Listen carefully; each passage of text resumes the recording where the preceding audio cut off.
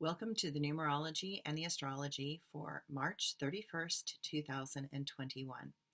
If you add all those numbers together, you get the number 12.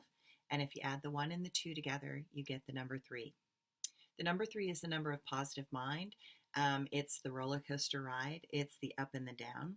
But the number 3 reminds us to pay attention when things around us are repeating, especially in threes. The number 3 is the number of the Trinity, Father, Son, and Holy Ghost. Often when things repeat in threes, it is the angels attempting to get your attention. I believe that the angels and guides are repeating things more than 3 times, trying to get us to adjust to a new idea or a possibility. But when 3 things show up rapidly, it is equivalent to an angel yelling. It means that thing wants you to notice and realize that they are giving you a warning or some critical piece of information. If I get 3 things happening rapidly back to back, I will immediately stop and shift what I was about to do and recalibrate my action. While this number is the number of positive mind, today it feels as if we have something more to pay attention to. What messages do you keep receiving? What types of things are repeating? And what are they attempting to show you that you are missing? The astrology today. We finish out the month of March with the moon in Scorpio. Seeking the deeper truths and understanding the mystery of our life is something to explore. Somehow there are things within calling to us to go into a self-discovery process. The old reality now seems flat and without color and depth. This new reality emerging from within our awareness helps us connect some dots that have never been found where they fit in our psyche. We are waking up in some unusual ways. We are still feeling strained from the Uranus and Mercury semi-squaring. How can it feel as if we are rushing, but somehow never arriving? Such is this moment in time. There is a desire to complete something, but it seems as if 15 other things need to be done before we manage to get that first project done. It can feel a bit annoying. Distraction seems to be the way of life for the moment. I have a sense of humor about it. While today might test your patience, know that way through life is always better with a smile and some laughter. Life loves to play little games that seem to want to make us crazy. That is the game that life plays. That game shows you where things are not as simple as our mind wants to make them. This world is trying to open up minds beyond this 3-dimensional realm. We can always find more to learn and grow from. At least we're not bored. Routines will continue to be upset. What else is new? The Sun and Saturn sextile in the evening. If you need to handle something that requires patience, this evening might be a perfect time. Some things will require extra effort. That should not be so surprising. By now, all of us should have gotten used to the constant upgrade of systems and the implementation of new techniques to handle our work remotely. The key to this new reality in which we find ourselves is to do what is right in front of us moment by moment. Just stay on top of things as best as you can. Getting behind will be miserable, as you will later have to catch up. All things happening right now are building upon each other. We will grow more in the next 2 years than we have grown in the last 10 years. We can blame the awakening of the Aquarian age for this, and it is not bad. It will ultimately help us move out of the places we were stuck and not growing and into a more useful way of being interconnected in this world. We have some patterns that intend to teach us humility and deal with criticism in ways that are not about avoidance, blame, or fantasy bonding with beliefs that no longer apply. We will be discovering that we are stronger than we know, and we need to not blame others and put all of that energy into constructive patterns that will allow for results that serve more than just ourselves. What is beautiful today is that this astrology is showing us doors that help us accept ourselves and approach life in a more humbling way. All insights point towards deeper self-awareness. Movement is designed to be purposeful and practical. My quote for today: In our process of becoming whole, we will also heal this world and bring Earth out of this limited dimension and into a more unified pattern and become part of the universal whole. Okay, my blog for today. I decided to tell a couple of my many, many stories about the power of three and how the universe tends to repeat things in order to get our attention.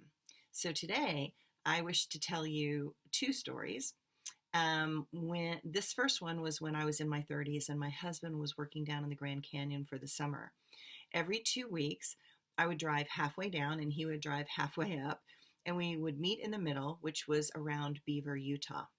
This one weekend, I drove out of Salt Lake City and I was driving quite fast on Highway 15 South, I-15 South, and I was listening to music. I was rocking out. I was not paying any attention to my speed. I was going very fast. Then suddenly, I see a dead owl on the left side of the road. And the dead owl had its wing up, which in the Native American tradition is a signal that you can take the feathers from that bird. But I was not Native American, and it is illegal for me to have such feathers in my possession. But I wondered if I was supposed to take them for one of the shaman that I knew. My consideration of all this slowed down my car, and just when I was about to turn around, a hawk was on the same side of the road and flies right in front of my car. I hit my brakes hard, and the bird flew over the top of my car, but it did cross my path. Now, I am really paying attention because a hawk crossing my path is a flat out warning. Then I realized an owl on the side of the road is also a death warning. So two symbols were warning me to be careful and to slow down. So I did, and I slowed way down. Instead of driving the normal speed, I was going 45 miles per hour on the freeway, and I'm in the slow lane with the cars passing me quickly on the left. Then in front of me, I see this thundercloud and a sheet of rain coming down.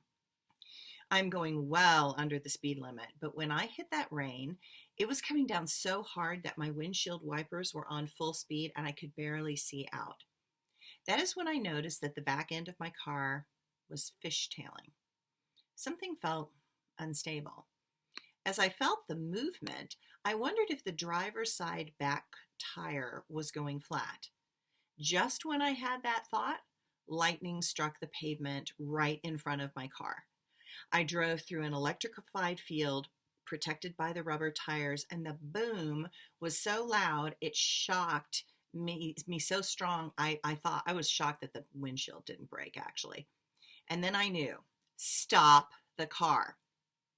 3 warnings, 3 confirmations. You don't need to tell me more than 3 times before I shift drastically. I stopped the car. The rain magically stopped. I got out, and my driver's side back tire was flat. Then I realized, if I had been driving as fast as I was, when I hit that rainstorm with the tire going flat, I probably would have spun out, flipped my car. I could have died. But 3 times I was warned. 3 times I was shown in a metaphor that I understood and that my conscience would notice. I believe that is how angels work. They use what we understand and what makes sense to us in an attempt to bring information into our awareness to hopefully change our behavior. And then my other story. Many years ago, my sister did one of my channeling classes and had a very challenging time during the course. There were moments when she realized that she never wanted to be here on earth, and the angels had told her that she had to do this challenging lifetime. She was hurt, angry, and uncertain, even when so many messages were coming her way. I told her to ask for some confirmation and to look for the number 3 repeating. Sure enough, the next day, she opened her front door, and on the doorstep were 3 bluebird feathers. She called me and said, "I know why you do this crazy shit. It brings magic back into this reality." And I smiled, saying, "No, the magic has always been there. It is just our awareness that is lacking or asleep." We are souls in the process of awakening. We are here to remember. embrace, and integrate the totality possible in this dimension and realm. But long ago, many things shifted in such a way that our chakras became too dense or broken apart and shattered. So we each are living with energy centers that are out of balance with the rest of the body. We are attempting through practice, experience, and healing to bring shattered selves together and places of density to expand and open back up. Then to finally figure out how to align those systems back into a pattern that can energetically bring us out of the darkness and into the light of conscious awareness. In our process of becoming whole, we will also heal this world, bring Earth out of this limited dimension and into a more unified pattern and become part of the universal whole. Thanks, everyone.